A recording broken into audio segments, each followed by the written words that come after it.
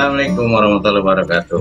Jumpa lagi, masih dalam pembelajaran kimia. Kita akan melanjutkan tentang larutan elektrolit dan non elektrolit. Walaupun pada masa pandemi COVID ini kita tetap sehat dan kuat, dan yang terpenting menjalankan protokol kesehatan. Ya, itu jangan lupa kita mengkonsumsi makanan yang bergizi dan bervitamin supaya daya tahan tubuh kita lebih kuat. Dan jangan lupa kita tetap untuk menjalankan protokol kesehatan. Ya. Di antaranya jangan lupa kita selalu menggunakan masker. Ya. Kemudian juga jaga suhu tubuh ya dengan pengecekan dengan termogan. Ya. Dan juga jangan lupa cuci tangan dan jaga jarak selama kegiatan kita berlangsung. Semangat terus ya.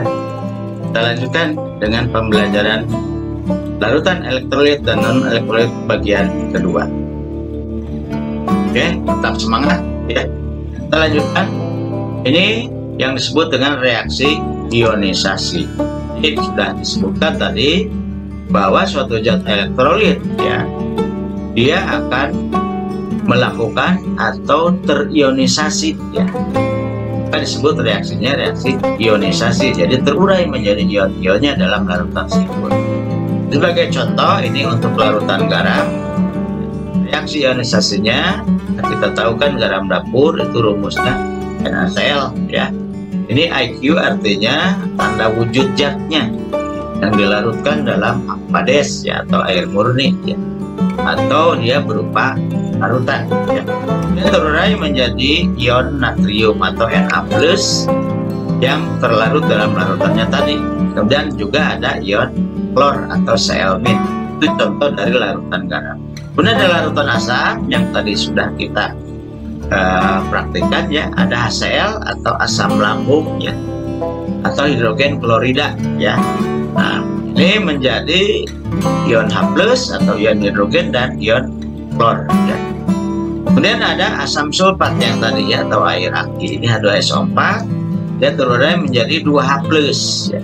Dan juga SO4 2- atau ion sulfat ya. Berikutnya ada larutan basa, sebagai contoh ada natrium hidroksida ya, NaOH. Ini terurai menjadi ion natrium atau Na+ dan juga ion OH- atau ion hidroksida. Sedangkan untuk tadi kristal garamnya ya, dilakukan uji daya hantar listriknya, ternyata kan lampu tidak menyala dan juga tidak ada gelembung gas ya, maka ya, itu bersifat atau berwujud padat atau kristal ya. Nah, reaksi seperti ini jadi tidak terjadi peruraian ya. Karena itu garam dapur dalam bentuk padat tidak bisa bertindak atau disebut sebagai elektrolit ya dalam bentuk padatannya, kecuali dilarutkan dalam air. Dan contoh yang lain ada gula pasir ya. Ternyata gula pasir juga ini tidak terurai. Setelah dilarutkan dalam air ternyata tidak terurai menjadi ion-ionnya. Nah, oleh karena itu yang dua contoh ini ya, NaCl dalam bentuk garam dalam bentuk kristalnya atau padatnya, dan juga gula pasir walaupun dalam bentuk larutannya ini tidak tergolong pada larutan elektrolit karena tidak mengantarkan arus listrik. Tadi dibuktikan dengan uji DHL atau daya hantar listrik ya. Nah, kemudian ini ya, dari larutan elektrolit kita bagi dua ya, ada larutan elektrolit kuat dan nanti ada larutan elektrolit lemah ya. Ini sebagai contoh ya, larutan garam ini kan termasuk senyawa ionik ya. Kita ingat itu senyawa ionik atau ikatan ionik itu kan ya, masih ingat ya ikatan ionik apa itu ya, dan kimia yang terjadi karena adanya kubul ya, atau serah terima elektron ya. Jadi dengan syarat ada yang menyerahkan dan menerima elektron seperti itu. Kalau yang lupa silakan dipelajari kembali ya. Jadi sebagai contoh ya, NaCl garam dapur dalam larutannya ini akan terurai menjadi Na+ dan juga Cl-. Nah, ini termasuk senyawa ionik. Ini termasuk elektrolit yang kuat ya, karena tadi lampunya menyala dan juga ada gelembung gas ya pada elektrodanya. Kemudian ada natrium sulfat, ini juga contoh garam ya, yang garamnya ini hampir sama ya dengan garam NaCl, cuma beda tentunya. Kalau ini NaCl rasanya asin, mungkin natrium sulfat tidak ya. Ini menghasilkan 2 ion natrium dan juga ion sulfat seperti ini. Kemudian adalah larutan asam. Ini termasuk rata-rata senyawanya berikatan kovalen ya. Contoh ada asam lambung tadi HCl ya. Ini akan menghasilkan ion H+ dan juga ion Cl. Ini termasuk elektrolit kuat ya, karena tadi dibuktikan dengan nyala lampu yang terang dan juga ada gelembung gas pada elektrodanya. Contoh lain untuk larutan asam yang bersifat elektrolit kuat, ini ada asam sulfat ya. Ini terurai menjadi 2 ion H+ dan juga ion sulfat ya, sulfat 2. Dan ada larutan basa, ini juga mungkin termasuk senyawa kovalen ya. Contohnya tadi ada NaOH atau natrium hidroksida ya. Ini terurai menjadi Na+ atau ion natrium dan ion hidroksida atau OH-. Kemudian juga ada air kapur ya, kalsium hidroksida ini, CaOH 2 kali ya. Dan terurai menjadi ion kalsium Ca2+ dan ada 2 ion hidroksida.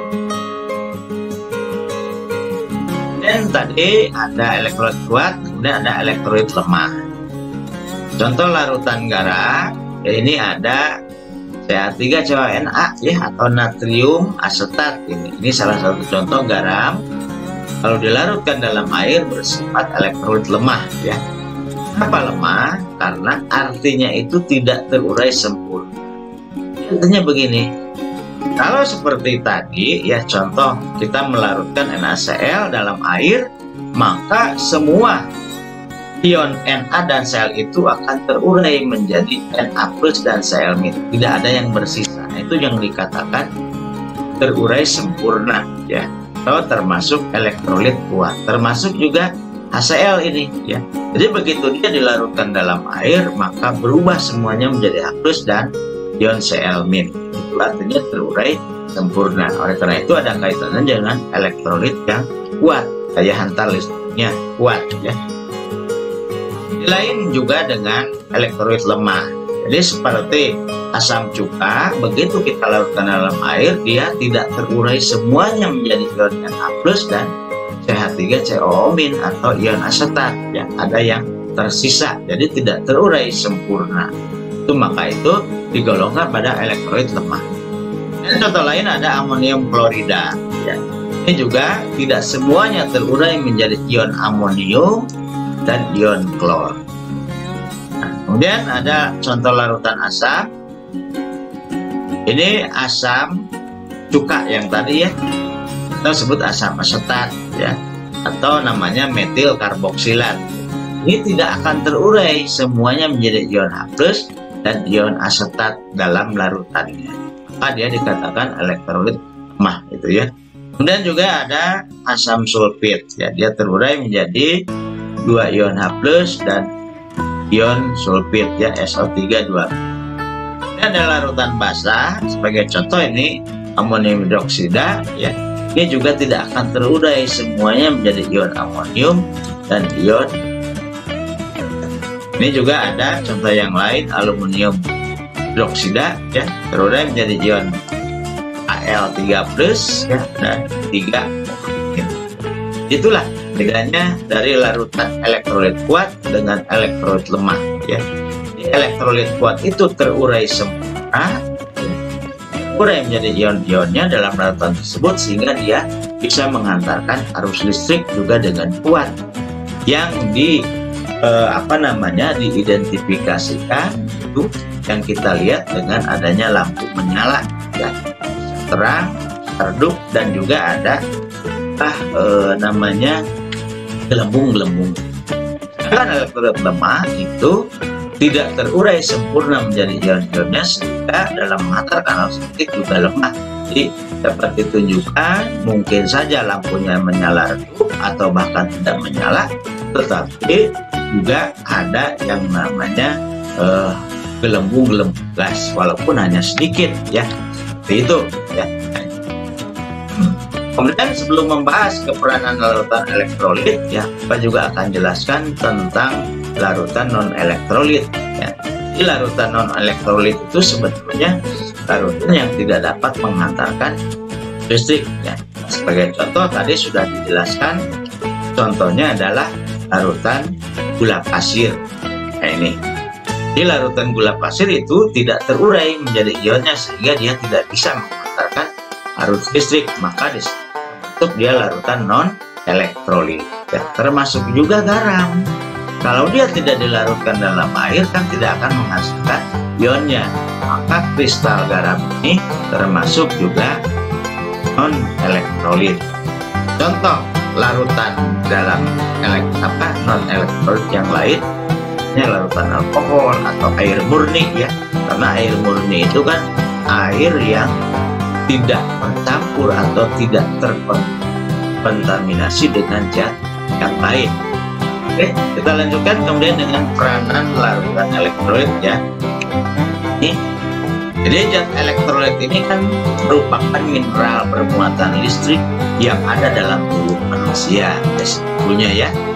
Di elektrolit terdapat dalam darah, ya.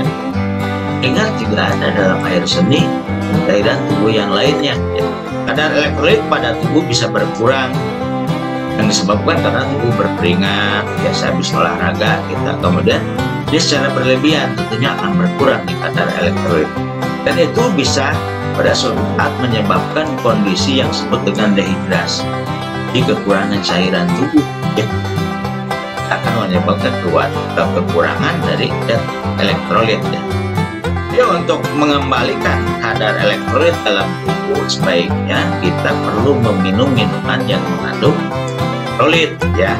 Jadi sebagai contoh nih, sebagai elektrolit, ya, ini diantaranya ada sodium atau natrium tadi, ya. Rumus ini kan Na, ya, tadi, ya, natrium atau sebutan lainnya sodium, ya. Kemudian ada kalsium Ca, kemudian ada bikarbonat dan juga potasium. Potasium itu sama dengan kalium, ya. Rumus kimianya K, ini potasium. Kemudian setiap zat elektrolit tersebut memiliki fungsi masing-masing dalam tubuh. Sebagai contoh, ini sodium atau natrium, ya, itu dia bersifat elektrolit dalam tubuh, yaitu biasanya membantu untuk mengontrol cairan di kita, tentunya yang berefek pada tekanan darah, ya, membantu fungsi otot dan saraf, serta membantu menyeimbangkan elektrolit, ya, di dalam tubuh. Dan kalsium juga zat elektrolit, ya, atau nanti juga sebut sebagai mineral juga, ya. Ini untuk menjaga kesehatan tulang dan gigi, ya, serta penting untuk pergerakan saraf, ya, dan gerakan otot.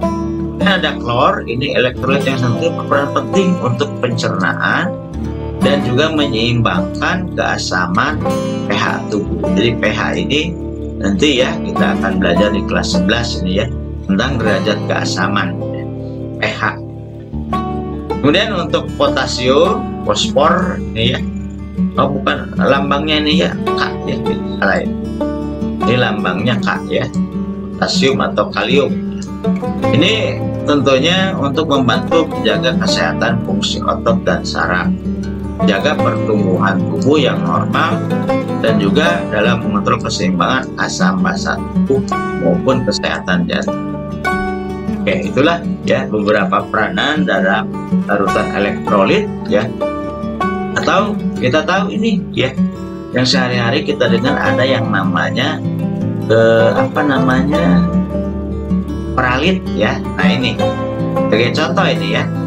Di peralit itu dapat dibuat campuran dari 1 liter air jernih misalnya, ya, dengan 6 sendok teh gula pasir dan setengah sendok teh garam. Ini kalau kita akan membuat liter, ya, tapi jangan terlalu banyak. Kalau kita di rumah 12 air biasanya 220 ml, sudah cukup menuangkan ya satu ujung sendok garam dan 1 sendok makan gula pasir yang masukkan dalam 220 atau 1 gelas air ya. Dan kita aduk ya. Jadi untuk mengganti larutan elektrolit yang kemungkinan saat kita mengalami sakit yaitu bisa mengalami dehidrasi. Oke, nah itu saja barangkali yang untuk pembelajaran larutan elektrolit dan elektrolit ya, kalian bisa pelajari ya. Kita berjumpa lagi di lain waktu ya dengan tugas dan pembelajaran yang lain. Semangat terus, walaupun kita belajar masih PJJ secara daring, tapi kita tetap semangat untuk masa depan kita semua.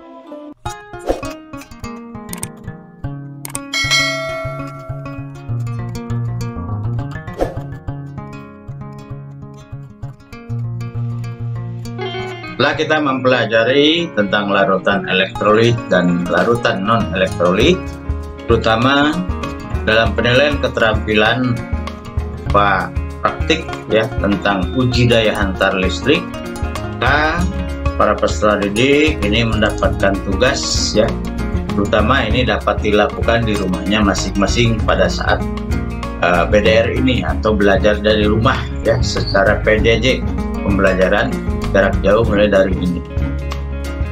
Jadi penugasannya ini tentang uji daya hantar listrik ya.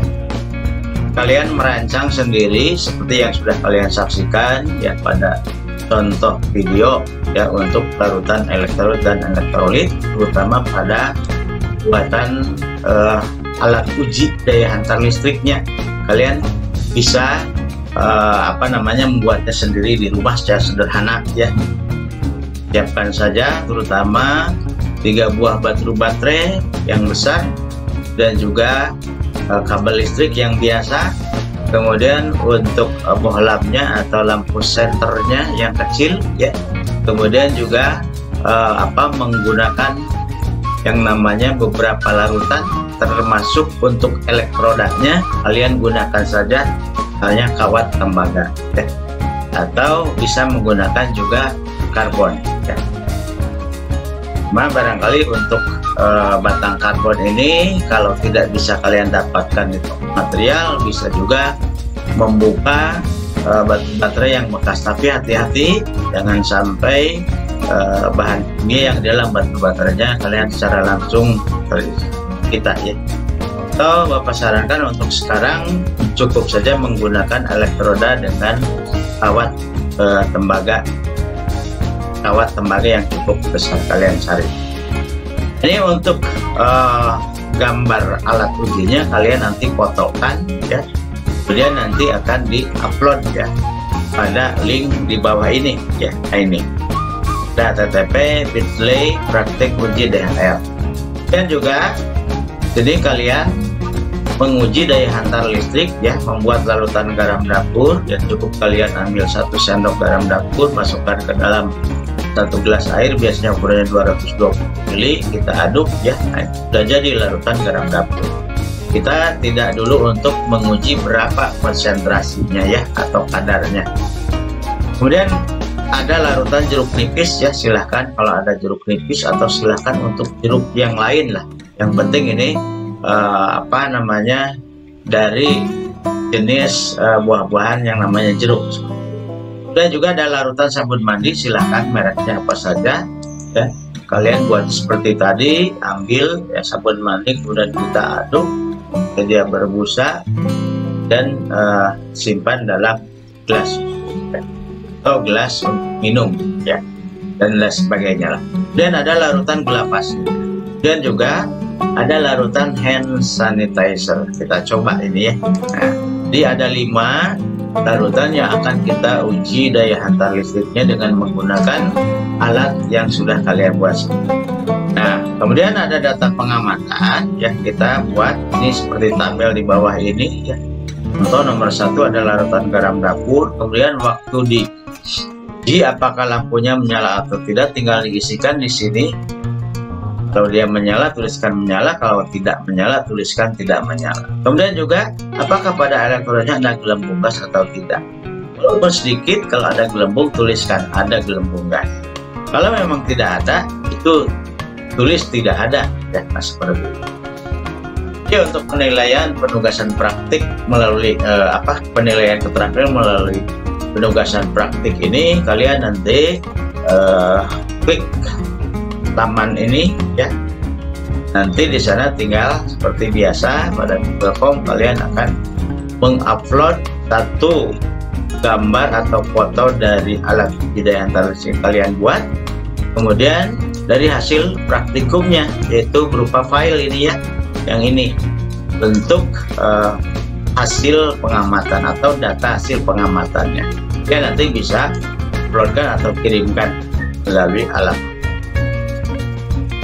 Terima kasih, ya. Semoga kalian selalu sehat, ya, walaupun di rumah. Kita tetap semangat belajar dan tetap belajar. Assalamualaikum warahmatullahi wabarakatuh.